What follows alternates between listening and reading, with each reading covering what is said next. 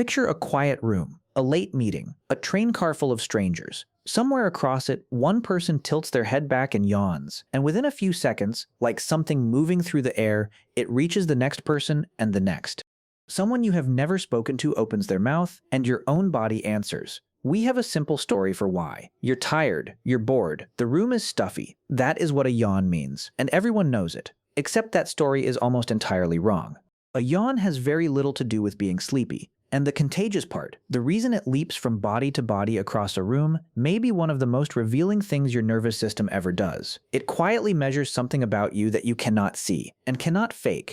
And before this is over, there is a good chance you will have given yourself away. Start with the yawn on its own, because even alone it's stranger than it looks. It is one of the oldest things a body can do. Fish do it, snakes do it, dogs, cats, and birds do it. A human does it before it is even born, around 11 weeks after conception, caught on ultrasound yawning in total darkness. No one there to copy, no air to breathe, lungs that have never once opened. So the act itself is ancient, and it is solitary. For a long time, everyone was sure it meant one thing. The body was low on oxygen, reaching for air. That turned out to be wrong. Flood someone with extra oxygen, and they yawn just as often. Take it away, and the yawns don't spike. The leading answer now is stranger. A yawn may cool your brain. That huge breath and the wide crack of the jaw pull cooler air across the blood on its way to your head and drop its temperature by a fraction of a degree, like a fan clicking on inside your skull. People yawn more when the room is warm and less when it's cold.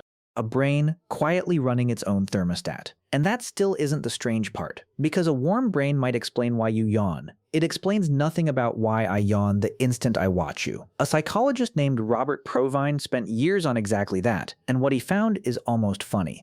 You do not need the person, you barely need the yawn. Somewhere between half and 60% of adults will yawn within 5 minutes of seeing one. A video does it, a photo of an open mouth does it, the sound of one in the dark does it. Reading the word does it, which means there is a real chance it is already happening to you. Nothing crossed the space between us. No warm air, no thin oxygen, no reason your body needed one of its own. Your brain simply saw the act inside someone else and reached out and copied it. So the question sharpens, not why we yawn, why we catch it, and the clue that cracks it open is the people who don't. Because catching a yawn is not something you are born able to do. A newborn yawns constantly and cannot catch a single one.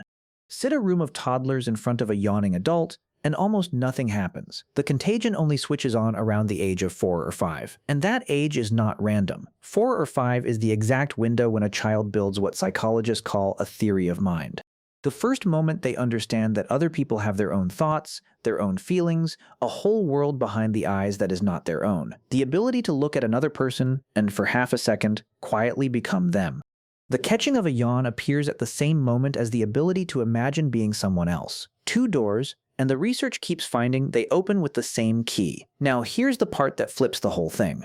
If catching a yawn runs on the same machinery you use to feel your way into another mind, then what does it mean when someone sits perfectly still while everyone around them yawns? Researchers went looking.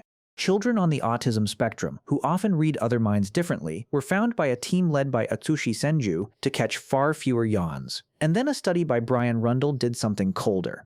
It scored adults for psychopathic traits, the low empathy end of the scale, the people least moved by anyone else, and then measured the reflex. The ones who scored highest for those traits were the least likely to catch a yawn from someone else. Sit with that. The warmer and more connected you are to the people around you, the more helplessly your body echoes a stranger's yawn. The colder and more walled off, the more still you stay. The reflex quietly tracks the one thing we can never see from the outside: how much of other people actually gets in.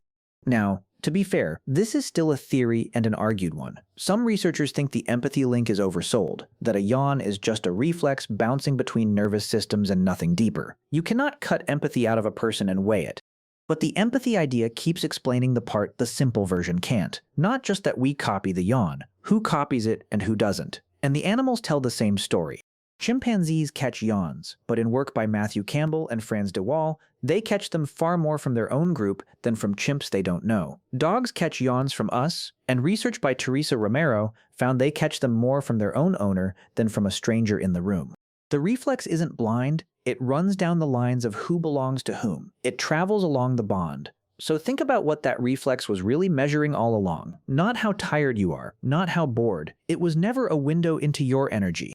It was a mirror held up to your connection, to how much of the people around you actually reaches you. And it does not stop in a quiet room. The same quiet signal follows you your whole life. We are surrounded by people now more than ever. Faces on screens, strangers in a feed, a crowd on every commute, and somehow catching fewer and fewer of each other's signals. A yawn feels like the most meaningless thing your body does. It may be one of the most honest. You cannot fake a real one.